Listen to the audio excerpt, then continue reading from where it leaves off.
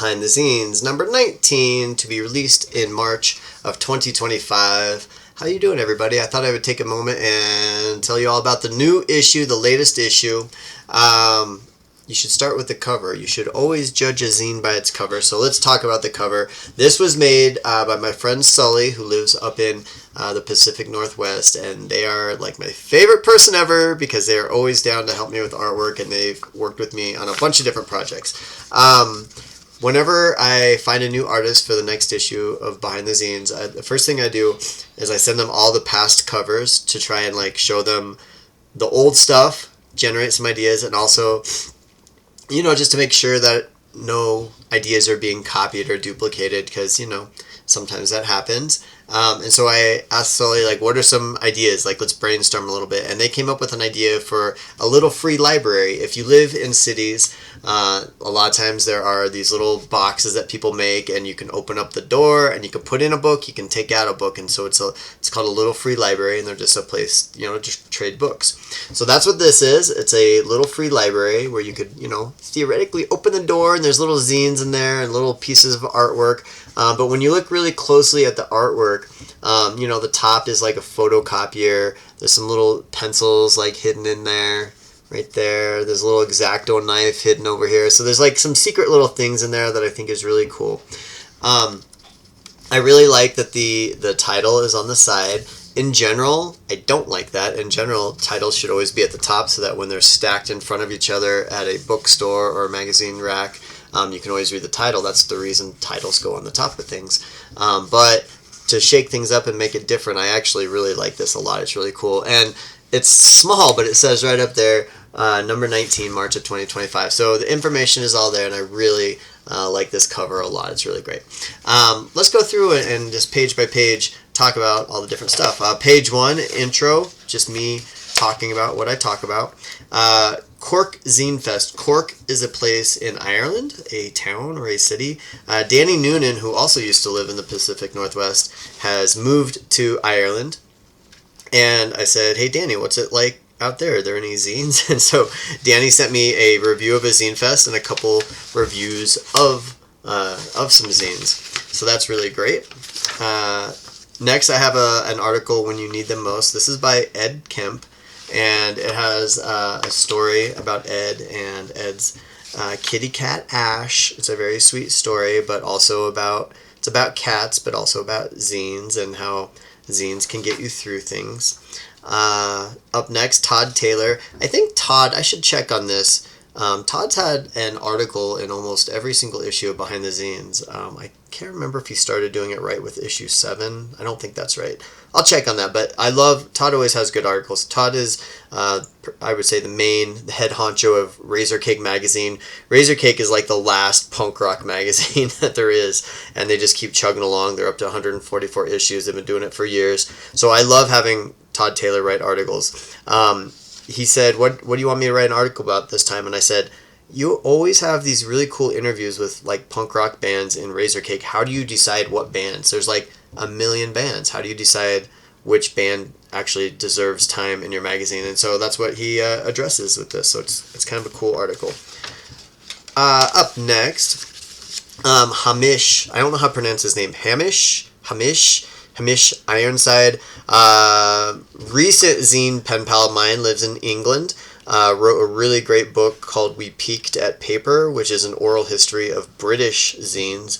So I know a lot about the history of American zine culture, but I don't know a whole lot. I know Sniff and Glue is from England, and you know some of the main punk rock magazines came out of England back in the 70s, 80s, 90s. But We Peeked at Paper is really cool. But Hamish does a whole bunch of other zines, and he prints them himself at home. And so I asked him to talk about that, or maybe he volunteered. I don't want to say that I asked him to talk about it, but somehow we decided that he would talk about his process of how he makes zines. Printing them old school, himself, like, cranking it out by hand on these old machines with use old ink and stuff like that. So it's a nerd article, but if you've ever done your own printing, had your own printing press, done your own hand crank mimeograph type stuff, this is a really great article about that, and gives you a little bit of insight into the English zine culture. The next article is called Finding Balance by Karen Panther. Karen Panther did a zine called Unsolved Mysteries fanzine, which I sell through my distro, and I've sold a bunch of them, and everybody loves it, and including me. I love it. It's a great zine about the TV show Unsolved Mysteries. Karen is in her 40s and has a kid, and it's tough to make zines when you're in your 40s and have a kid. So she wrote me an article about finding balance between your work life and your personal life and all that. The centerfold, center page, mobile collage kit. This is by Anna Marie King. Anna Marie King is a zine maker that I met in Cincinnati. I won't say that they live in Cincinnati. They travel and they live all over the place. But I met them at the Cincinnati Zine Fest that I went to back in August. And she's just a cool artist. And I said, do me something. Do something for this next issue. I want to get you involved. And she made me a collage about collaging. So that's great. That's my centerfold.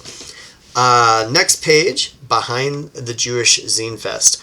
Anastasia Stormbringer lives in Pittsburgh and helped organize a Jewish Zine Fest in Pittsburgh last September.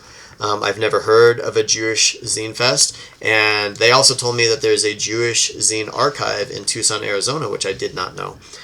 So this is I think a six-page article about Jewish zines and Jewish Zine Fest. So it's really cool and interesting and sort of serious in parts, and it's a whole new angle of, it's a little pocket of a subculture within a subculture of Jewish zines.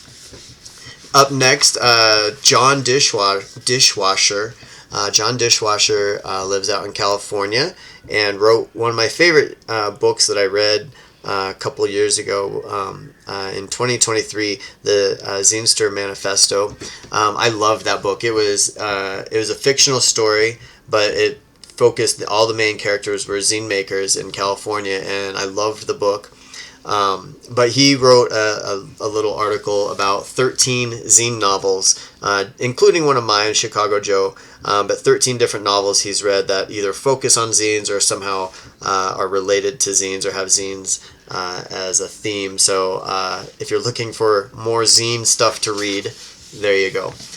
Up next, zinebook.com. Have you ever been to zinebook.com? That website has freaking been around forever. Like back when I did zines, and then I stopped doing zines for like 5 years, and then I came back and started doing zines again. Like that website's been there forever. It's by a guy named Chip Rowe, who still maintains the website and keeps it exactly how it has always been. My new friend August, who also lived in Pittsburgh, interviewed Chip about that website and why it got started and how it got started. So it's kind of a cool little bit of zine history there. Finishing out the issue 19, 5 questions with Joshua James Amberson. Josh, of course, runs Antiquated Future. Josh is awesome, good friend of mine, great distro, and I sent off 5 questions. The questions are all about, he wrote a book called How to Forget Almost Everything, and I read his book recently and really, really liked it, so I thought I would take a chance to just do just a quick email interview, nothing too in-depth, but just a few questions about his book and his process of writing it. And then the very, very last page, sadly, Fred Argoff passed away this past year in 2024. Fred is well-known zinester. He did a zine called Brooklyn. He did a zine called Watch the Closing Doors. Over the years, he's done countless zines. I never met him in real life, never met him in person, but often on pen pals. I think he read some of my zines, I read some of his zines, and every now and then we'd send each other a copy or send each other a letter. But I've never heard anyone say one bad word about him, and it was surprising to hear that he had passed away. It was sad to hear that he had passed away. He's only a few years older than me. He was around 50 or so. And so, something happened, complications came up, and it went unexpectedly, and he passed away. So this is kind of a little, this issue is dedicated to Fred and his memory. And, as I said in this, and as has been said, he's passed away, but his art lives on, his zines live on. So rest in peace, Fred Argoff. it's sad, but I wanted to make sure that his legacy is continued. So there you go. Behind the Zines, number 19, coming to a store near you. Check it out. I'll talk to you later. Thanks. Bye.